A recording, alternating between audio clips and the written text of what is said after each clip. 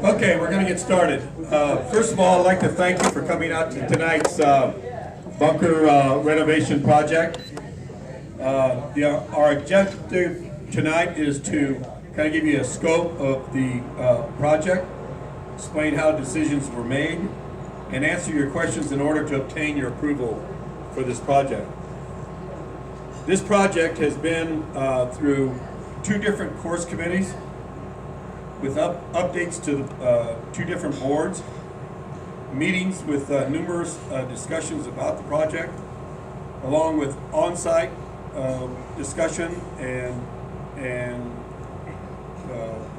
ideas about what to do with members of the staff and course committee, along with Mark Logan and Greenway. Course committee members this year, Nick Webb, our vice chair, Lorraine Gonzalez, John Kelly, Lee Newsom, Bobby Rosa, Rob Heilman, Aaron Martella, Tom Clark, Dale Pollard, Jeff Lucero, Wayne McCauley, and Joe Bromas.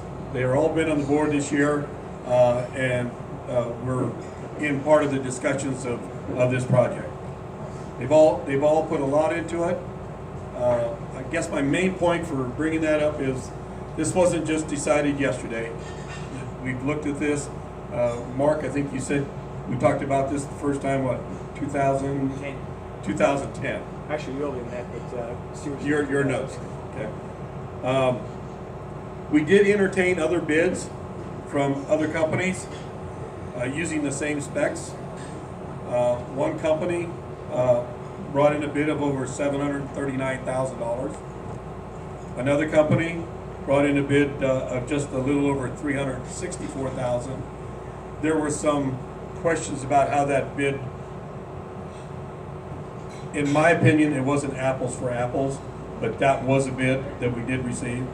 And then with Greenway's bid of $359,000, a little over $359,000.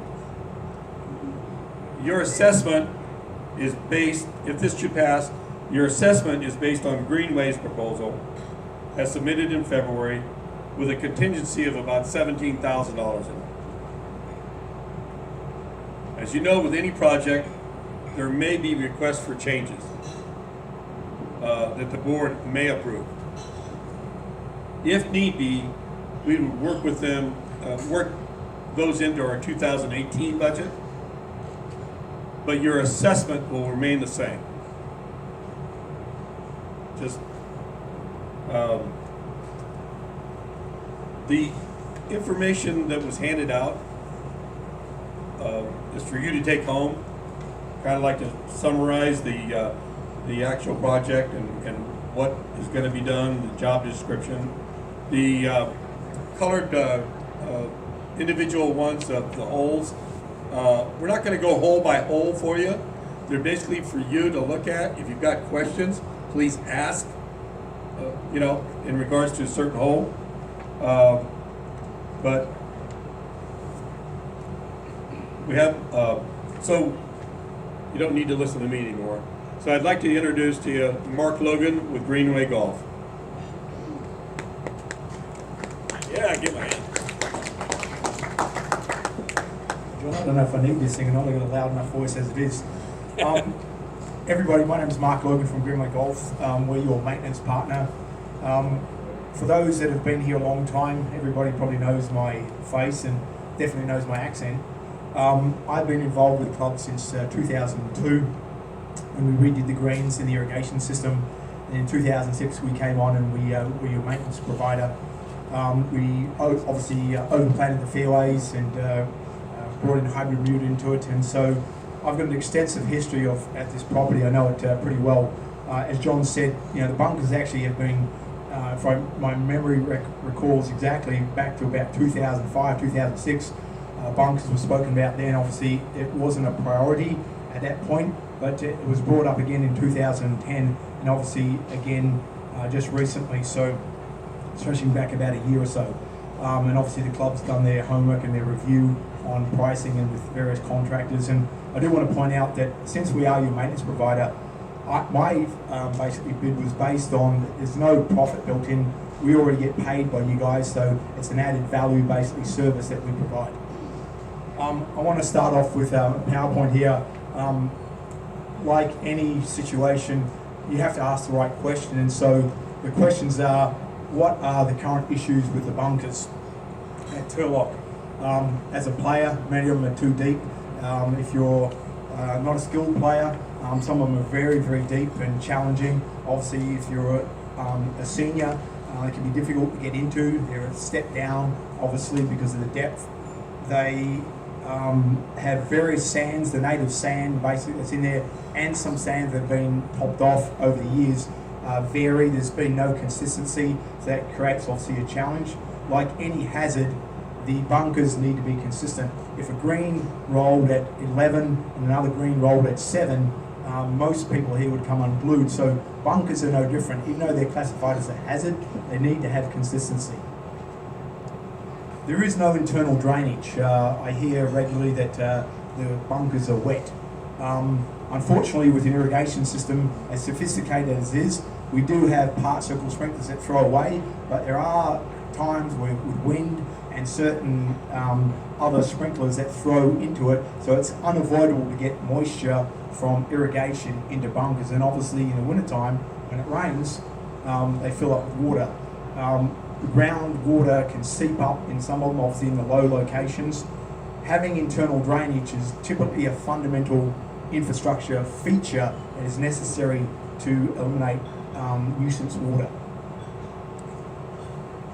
Most of the bunkers have lost their concave shape. Most of them should have a concave floor. Very few bunkers are found these days to be flat. It's desirable because obviously if a ball lands in it, you want the ball to move away from the edges, and so by having it slightly concave, the ball moves to further in the bunker. Obviously if it trickles in, that becomes a little bit of a challenge, but if the bunker's firm and it's concave, at least you can get away from the edge. It makes it a more playable bunker, and it's obviously more enjoyable from a player standpoint.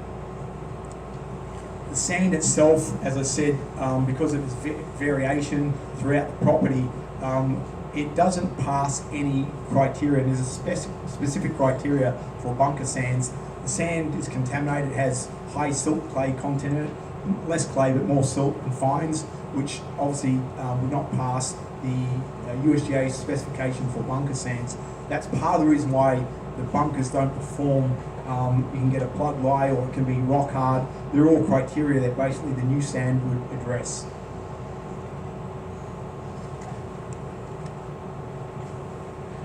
Bunkers are an important component, and they're obviously, even though they're a hazard, they're a main feature to the design of any golf course. You see very few golf courses with no bunkers, so you can put it to the theory that bunkers are an important component to the golf course landscape in the sense that they provide aesthetics, they provide a challenge and a hazard to the player. They also provide a level of aesthetics. Certain golf course architects use bunkers to help frame holes to add the visual appeal to the hole. So they are an important component in a golf course situation. The golf course bunkers, as I said, need to be consistent. When you have variation, it's difficult to obviously carry a number of wedges in your bag. Some bunkers can be rock hard, some can be a little soft.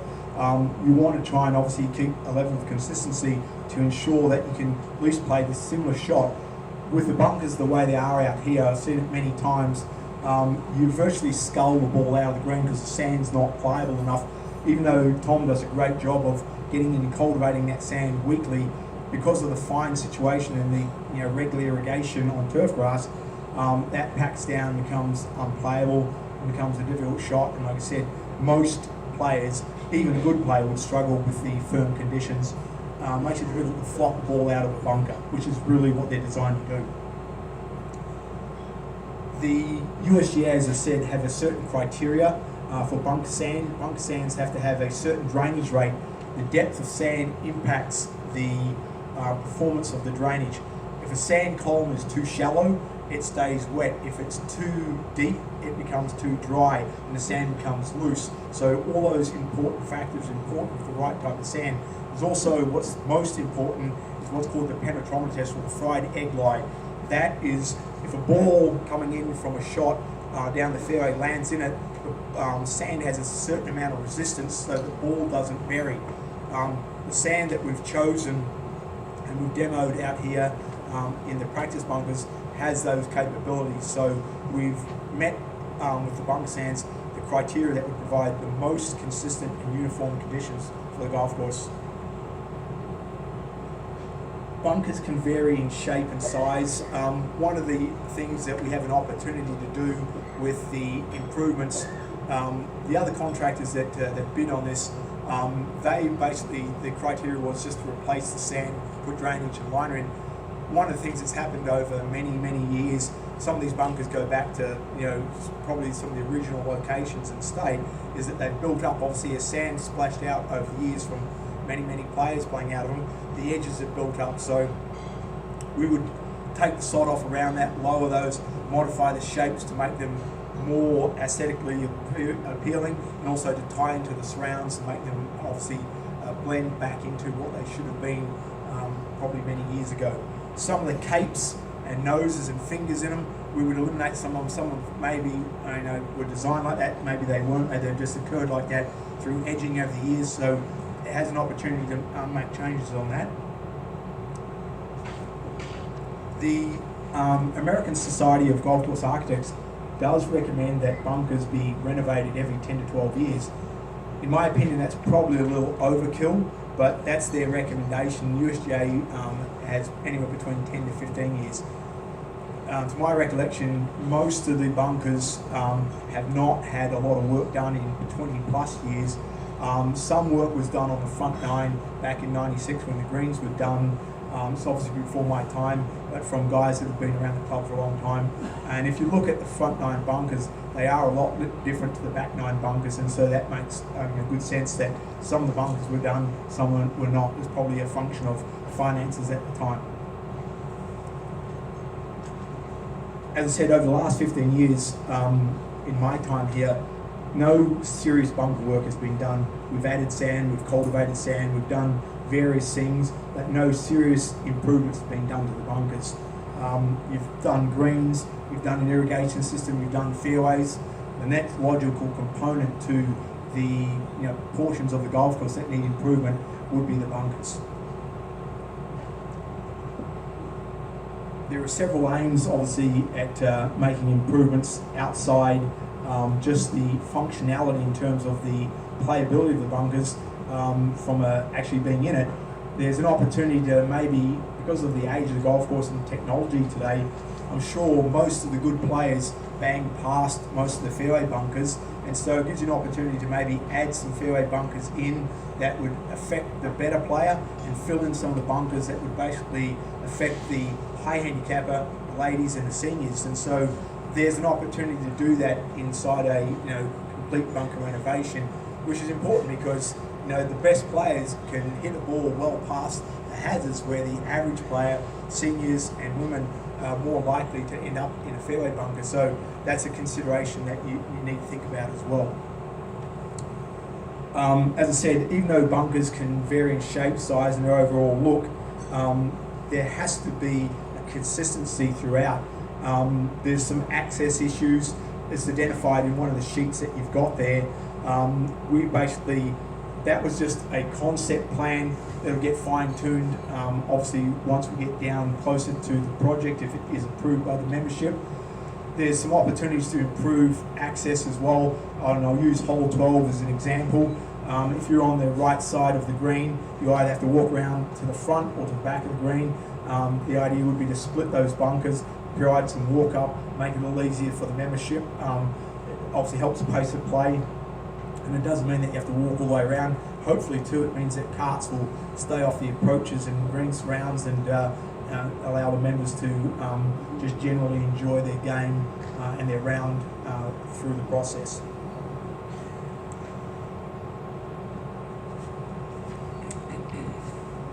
One of the most important infrastructure components, as I said, is drainage. Drainage, you're fortunate here that at Turlock you're on sand. Sand has a basic drainage component. This water does eventually drain away, but because of the fineness of the sand and the silt content in the sand, it tends to stay wetter than normal, and obviously in a bunker that affects it, and so the internal drainage would be underneath. It would be a 4-inch perforated pipe with gravel around it. That is necessary to get rid of nuisance water. The other advantage that has is that if the groundwater comes up on holes like number 3, it allows the superintendent to put a pump into the discharge pit, pump that water down and make the bunker playable. We know in the summertime when the fields get irrigated and the water seeps through, some of those bunkers stay wet for months and months and months. This would be an opportunity to help improve that by putting the drainage into the bunker complexes. The next important component to bunkers in the infrastructure, in my opinion, 90% of golf courses today put liners into bunkers. The liner is an important component to separate the expensive sand and keep the criteria that I explained before, the penetrometer, the infiltration rate, the performance characteristics of that sand. If it gets contaminated with the subgrade, the silt, the fine sand, pretty much that specifications or requirements that you want is gone. Once you mix that in there, there is no way to get that out. So in my opinion, if you do not put a liner in, you potentially have, within 2 to 3 years, you could be back, adding sand, replacing sand, and having problems with the drainage rate of that sand, because the sand has to drain down into the drainage pipe, and if the sand itself is contaminated with silt and clay, it will hold moisture as irrigation, rainfall is in it.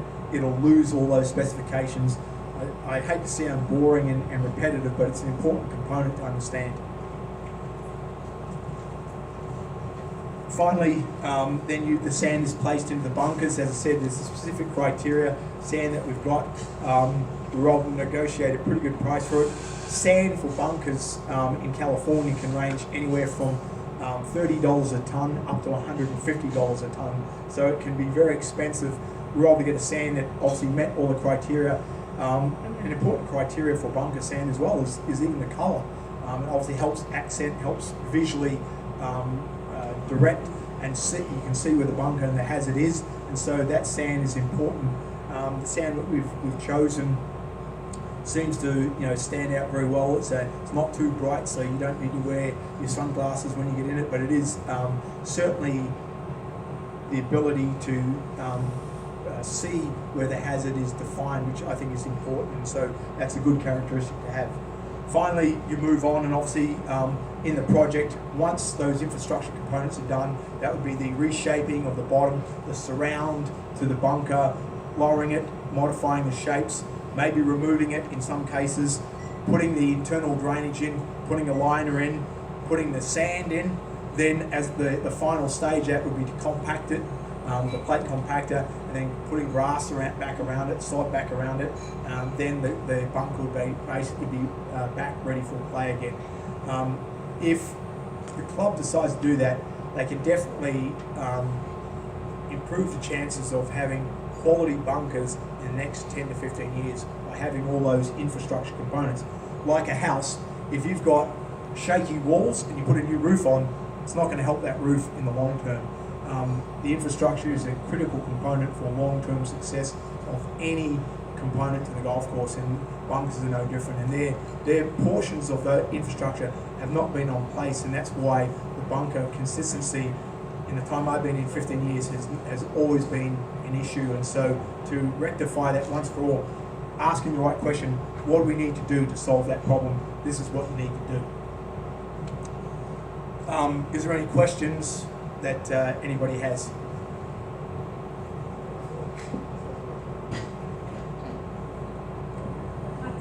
Okay.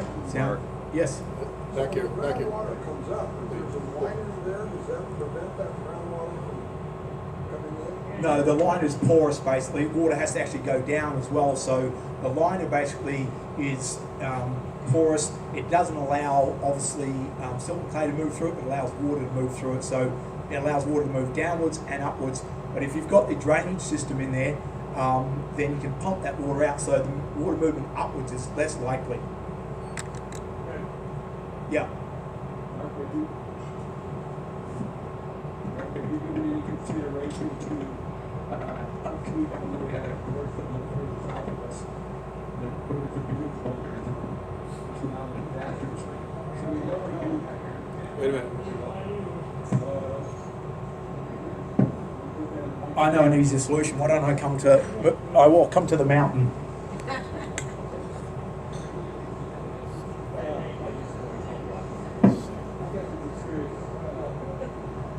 Yeah, okay. I guess I'm just curious. I know we had a course to the south of us here. I don't know, did you look?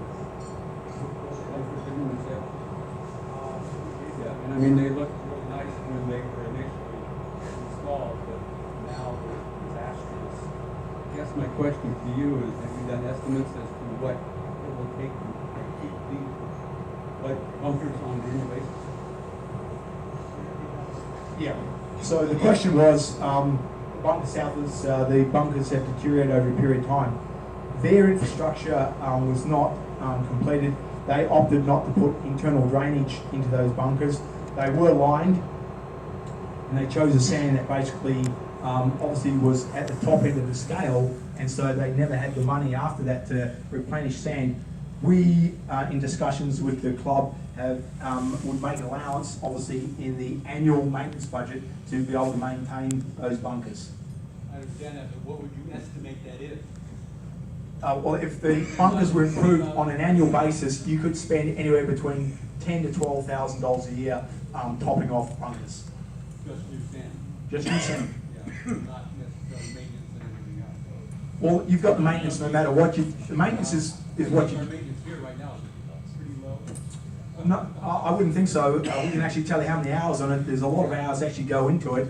You'd be surprised. It's just that, as I said, with the sand the way it is at the moment, every time it's irrigated, even if they fluff the bunkers, the sand becomes packed down again because there's silt and fines in it. So it would have to be done on a daily basis. You think that nothing gets done with now? The man hours that would be gobbled up would be astronomical. I guess the other thing I noticed when they're taking now, they end up taking a high power blower to blow out the sand or to blow out the grass and stuff. Is that the same maintenance program that would be maintained? You would still blow out the clippings because obviously you don't want the grass contaminating the sand. I understand that. Does that blow out the sand too?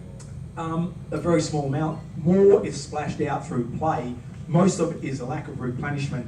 Replenishment is important because if you're doing 30,000 rounds, and there'll be always key bunkers. Some bunkers will get more activity. It'll be basically we can identify and we know which bunkers have the most activity. Those bunkers would be targeted for sand replacement. We need to probably budget at least $15,000 a year for it. So I said $10,000 to $15,000 for additional sand. The maintenance costs you have no matter what you do, whether you keep the bunkers as they are or you basically do the improvements. Mark, question? Hey, get a mic.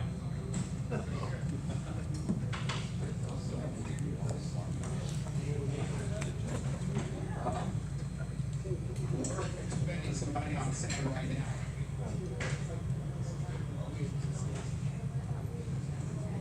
We're spending some money every year right now for sand.